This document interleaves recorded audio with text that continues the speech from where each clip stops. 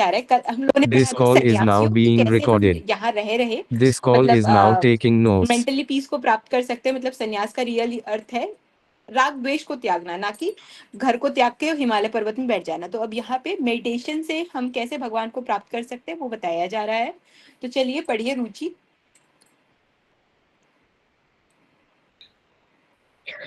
अनाश्रित कर्म फलम कार्यम करम करोति य स सन्यासी च योगी च न निर्घृण चक्रिय। श्री भगवान बोले, जो पुरुष कर्म फल का आश्रय ना लेकर करने योग्य कर्म करता है वह सन्यासी तथा योगी है, और केवल अग्नि का त्याग करने वाला, हम इसे थोड़ा सा ऊपर कर दीजिए, अग्नि का त्याग करने वाला सन्यासी नहीं है तथा केवल क्रियाओं का त्याग करने वाला योगी नहीं है। चलिए देखिए, अब इसमें सन्यासी भी बोल दिया, योगी भी बोल दिया। अब समझते हैं। भगवान बोलते हैं अर्जुन से, हे अर्जुन, जो कर्म फल का आश्रय न लेकर कर्म करता है, मतलब कार्य तो करता है पर ये नहीं सोचता कि इसका फायदा होगा कि नुकसान होगा। जैसे अभी अभी मैंने एक रील वायरल देखी थी, इस कर्म के ऊपर ही बात की थी, उसको मैं समझाती हूँ, फिर इससे आपको समझ में आएगा कि कर्म फल का त्याग का मतलब ये होता है कि आप किसी की हेल्प कर रहे हैं तो ये ना सोचे कि मैं इसकी हेल्प करूंगा तो मुझे क्या मिलेगा। ये होता है रियल फल का त्याग। अगर आप ये एक्सपेक्ट करने बैठ गए कि मैंने तो इसकी हेल्प करी है तो मेरी जब जरूरत आएगी तो वो भी मेरी हेल्प करेगा, तो वो कर्म का फल का त्याग नहीं होगा। तो कर्म फल का त्याग मतलब आप जो कर्म कर रहे हैं उसमें ये मत सोचिए कि हाँ मैं जो ये कर्म कर रही हूँ उसका फायदा क्या मिलेगा। फायदा तो मिलेगा और बहुत अच्छा मिलेगा, मतलब हम सोचते हैं उससे भी ज्यादा अच्छा मिलेगा, पर उसके बारे में सोचते मत रहना। तो वही सन्यासी और योगी कहलाता है जो कर्म फल का त्याग कर देता है। ठीक है। पर जो इंसान अग्नि का त्याग कर देता है, मतलब अग्नि मतलब भोजन आदि का त्याग करता है, वो सन्यासी नहीं है। और दूसरा, किसी का म्यूट नहीं है, अच्छा रुचि आपका ही। तथा जो इंसान क्रियाओं का त्याग कर देता है, मतलब अब ये सोचता है कि मैं योगी हूं और मैं कुछ नहीं करूंगा, ना मैं खाऊंगा पीऊंगा, ना मैं सोऊंगा जागूंगा, मैं कुछ नहीं करूंगा, बस मैं योग करते रहूंगा, वो भी इंसान योगी नहीं है, ऐसा इसमें बताया जा रहा है। नेक्स्ट है मोनिका, पढ़िए। यम संन्यासा समिति प्रभु गुरयोगम तम विधि पांडव न साहसयत संगलापो योगी भवति कश्चन। हे अर्जुन, जिसको संन्यास ऐसा कहते हैं उसी को तू योग जान, क्योंकि संकल्पों का त्याग न करने वाला कोई भी पुरुष योगी नहीं होगा। ठीक है। तो देखिए यहाँ पे क्या बोल रहे हैं, हे अर्जुन, जिसको हम सन्यास मानते हैं ना उसको आप, उसी को आप योग जानिए, क्योंकि जो संकल्पों का त्याग करता है वो पुरुष तो योगी नहीं हो सकता। संकल्पों का त्याग मतलब अब हमने कोई रेजोल्यूशन लिया कि मैं रोज सुबह 5 बजे उठ के योगा करूंगी, पर मैंने वो फॉलो ही नहीं किया, मतलब मैं संकल्प तो ले रही हूँ पर मैं उसको फॉलो ही नहीं कर रही हूँ, तो मैं ना तो योगी होगी ना मैं सन्यासी होंगी। ठीक है। तो जो सन्यासी और योगी ये दोनों ही हैं, क्योंकि वो संकल्पों का त्याग मतलब त्याग नहीं करते हैं। ठीक है। संकल्प लेते हैं तो उसको पूरा करते हैं। नेक्स्ट है निशा, पढ़िए। आरुरुक्ष मूर्ने योग्य कर्म कारण मुच्यते योगारूढ़स्य तस्मै क्षमः कारण मुच्यते। योग में आरूढ़ होने की इच्छा वाले मननशील पुरुष के लिए योग की प्राप्ति में निष्काम भाव से कर्म करना ही हेतु कहा जाता है, और योगारूढ़ हो जाने पर उस योगारूढ़ पुरुष का जो सर्व संकल्प का अभाव है वही कल्याण में हेतु कहा जाता है। ठीक है। तो देखिए, जो इंसान स्टार्टिंग में योग करना शुरू करता है उसको रोज प्रैक्टिस करना शुरू करना पड़ता है। ठीक है। मतलब रोज योग की प्रैक्टिस करेंगे, जैसे कि आप लोगों ने ही जब स्टार्टिंग मंथ में क्लास ज्वाइन की होगी, तो जब हम मेडिटेशन करते थे तो लोगों का ध्यान नहीं लगता है। स्टार्टिंग मंथ में मैंने अक्सर देखा है स्टूडेंट्स का, मैं बोलती हूँ कि अब मंत्र चैंटिंग शुरू हो रही है और जब तक हमारा मेडिटेशन ना हो तब तक प्लीज अपनी आंखें बंद रखना, पर उस समय हमारा ध्यान नहीं लगता है। हमें बार बार प्रैक्टिस करके आंख बंद करना शुरू करना पड़ता है। पर 1 महीने होने के बाद, 2 महीने होने के बाद आप लोग देखिए, आप लोग का खुद ब खुद ध्यान लगना शुरू हो जाता है। मतलब आप जैसे ही बोला कि अब आंखें बंद कीजिए और जब तक ना बोले तब तक मत खोलिए, तो अपने आप आपका मन शांत होने लगता है। यही चीज इसमें बताया जा रहा है कि स्टार्टिंग में you need to practise that, फिर उसके बाद जब आप धीरे धीरे परफेक्ट होने लगते हैं तो आपकी जो प्रैक्टिस है वो अपने आप आपको मन शांत करने में हेल्पफुल होती है। ठीक है। नेक्स्ट है निशा, फिफ्थ, पढ़िए। यदा हि नेनियाथेषु न कर्मस्व नुषज्यते सर्वसंकल्प सन्यासी योगारूढ़स्तदोच्यते। जिस काल में न तो इंद्रियों के भोगों में और न कर्मों कर्मों में ही आसक्त होता है उस काल में सर्व संकल्पों का त्यागी पुरुष योगारूढ़ कहा जाता है। ठीक है, तो यहाँ पे एक योगारूढ़ नया वर्ड सुनने को मिल रहा है, उसको देखते हैं। किसको बोलते हैं योगारूढ़? मतलब ऐसा इंसान जो इंद्रियों के भोगों में, मतलब इंद्रियों को अनुभव करने में तथा उसके कर्मों में आसक्त नहीं रहता, ना आसक्त रहता है, वो इंसान जो है सर्व संकल्पों का त्यागी योगारूढ़ कहा जाता है। इसको थोड़ा मैं कॉमन लैंग्वेज में समझाना चाहूंगी। जब व्यक्ति सभी इच्छाओं और कर्मों से आसक्ति छोड़ देता है, वही इंसान जो है योग में स्थिर होता है। मतलब आप काम करते हैं लेकिन उसके परिणाम से आप बहुत ज्यादा मतलब अटैच नहीं रहते, वही इंसान योग में स्थित करता है। ठीक है, मतलब काम करते जाइए, नेकी कर दरिया में डाल, अभी अभी मैंने सुना है। तो मतलब आप उसको काम करते जाइए, पर उसे अटैचमेंट की रहिए कि मैं इसका फायदा कर रहा हूँ तो ये मेरा भी कोई फायदा करेगा। ठीक है, नेक्स्ट है साक्षी। उद्धेर्तात्मनात्मानं नात्मान वसादेत आत्मेव आत्मनो बंधुरात्मैव रिपुरात्मनः। अपने द्वारा अपना संसार समुद्र से उद्धार करें और अपने को गति में ना डालें, क्योंकि यह मनुष्य आप ही तो अपना मित्र है और आप ही अपना शत्रु है। ठीक है, तो यहाँ पे कितनी डीप बात कही गई है। कोई इंसान जो है अपने आप को ही संसार समुद्र से उद्धार कर सकता है, ठीक है, और अपने आप को ही अधोगति में डाल सकता है। मतलब कोई इंसान जो है अपने आप को सक्सेस की सीढ़ी पे चढ़ा सकता है और अपने आप को डिप्लेशन की सीढ़ियों में उतार सकता है, क्योंकि ये मनुष्य जो है खुद का ही मित्र है और खुद का शत्रु है। अब देखिए खुद का मित्र कैसे है।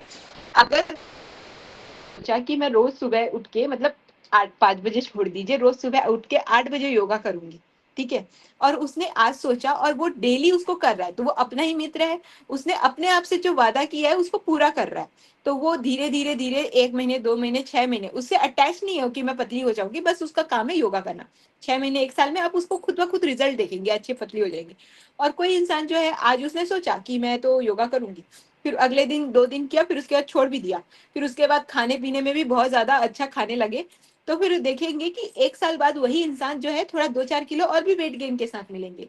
तो मनुष्य जो है अपना ही मित्र है, अपना ही शत्रु है, खुद ही उद्धार कर सकता है, खुद ही बिगाड़ सकता है।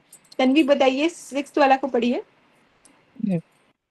बन्धुरात्मा तन्मनस्तस्य येनात्मा नैवात्माना जिता अनात्मनस्तु शत्रुत्वे वर्ते तात्मैव शत्रुवत्।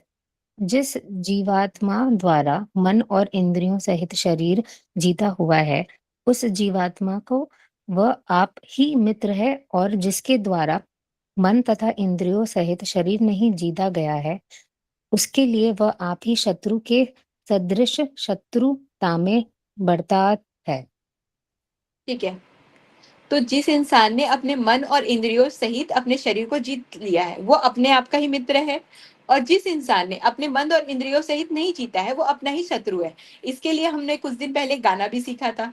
मन मन से बड़ा बहरूपी ना कोई, पल पल रचता स्वांग निराले, माया ममता में उलझा रहे जो, पड़ जाए जो मन के पाले। इसके आगे की लाइन किसको याद है?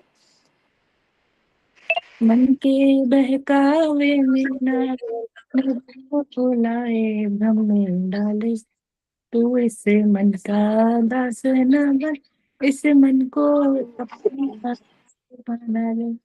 तो यही वो श्लोक है जहां से ये गाना जो निकला है। मतलब हमें मन का दास नहीं बना है, मन को अपना दास बनाना है। ठीक है, मन को अपना मित्र बनाइए, दास बनाइए, मतलब ऐसा इंसान बनाइए जो वो आपको समझ पाए। तो आप अपने मन और इंद्रियों सहित, अब इसका एग्जाम्पल देंगे। अगर जिस इंसान ने अपने मन और इंद्रियों सहित अपने आप को जीता है, उसको पता है कि रोज सुबह उठना है, अभी मैंने वो सुबह उठने वाला एग्जाम्पल दिया, रोज सुबह उठूंगी, योगा करूंगी, तो वो धीरे धीरे अपना ही मित्र है, अपना ही उद्धार करेगी। और जिसने अपने मन और इंद्रियों से नहीं जीता है, वो तो या तो जैसे ही सुबह 2 दिन उठेगी पक्का, तीसरे दिन जब अलार्म बजेगा बंद करके सो जाएगी, छोड़ो यार। उस किसने, कौन हावी हो गई? मन और इंद्रिया। मन ने बोल दिया कि कोई बात नहीं, एक दिन छुट्टी मार लेंगे तो कुछ नहीं होगा। और जिस दिन आपने एक दिन छुट्टी मार दी, उसके बाद वो दूसरा दिन, तीसरा दिन, चौथा दिन कब होगा आपको पता नहीं चलेगा। सेम चीज क्लास के साथ भी होता है। जो स्टूडेंट्स रेगुलर आते हैं वो रेगुलर रेगुलर ही आते हैं, और फिर एक बार छुट्टी मारने की आदत हो गई निशा के तरह, तो बहुत ज्यादा छुट्टी मारने लगते हैं। निशा को खुद ब खुद हंसी आने लग गई। ठीक है। चलिए रुचि। जितात्मन प्रशांत यस्य परमात्मा समाहितम शीतोष्ण सुखदम खेषु तथा मानापमानयो, सर्दी गर्मी और सुख दुख में तथा मान और अपमान में जिनके अनंत करण की वृत्तियां भली भांति शांत है, ऐसे स्वाधीन आत्मा वाले पुरुष के ज्ञान में सच्चिदानंद परमात्मा सम्यक प्रकार से स्थित है, अर्थात उसके ज्ञान में परमात्मा के सिवा अन्य कुछ है ही नहीं। ठीक है। जिस इंसान को सर्दी गर्मी सुख दुख मान अपमान ये सारी द्वंद जो है अंतःकरण में उसकी वृत्तियां शांत हो गई है, मतलब उस बाहर कुछ भी चलता रहे, चाहे बहुत कठोर ठंडी हो चाहे बहुत ज्यादा गर्मी हो, उसके मन में शांत है, ऐसा इंसान जो है सम्यक प्रकार से अपने मन को भगवान में लगा लेता है और उसके सिवा उनको कुछ और सूझता भी नहीं है। तो ये इसमें बताया जा रहा है। 8 है, मोनिका पढ़ो। ज्ञान विज्ञान तप तात्मना पुरुषतो विजितेन्द्रियः युक्त इत्युच्यते योगी समलोष्टाश्चर्यः। जिसका अंतःकरण ज्ञान विज्ञान से तृप्त है, जिसकी स्थिति विकार रहित है, जिसकी इंद्रियां भली भांति जीती हुई है और जिसके लिए मिट्टी पत्थर और सुवर्ण समान है, वह योगी युक्त अर्थात भगवत प्राप्त है, ऐसे कहा जाता है। ठीक है, तो जिस इंसान ने ज्ञान के द्वारा उसको आत्मज्ञान मिल गया है कि मतलब बाहर की सारी चीजें व्यर्थ है और इंटरनल पीस ही मेन है, जिसने अपनी इंद्रियों को जीत लिया है, उस इंसान के लिए मिट्टी हो पत्थर हो या फिर सोना चांदी हो, सब उसके लिए समान है, क्योंकि उसको पता है कि ये चीजें मैं लेके नहीं जाने वाला हूँ अपने साथ ऊपर। तो वो जो है इन सब चीजों से अटैच नहीं है और वो इंसान जो है भगवत प्राप्त या योगी युक्त कहा जाता है। 9th है, निशा।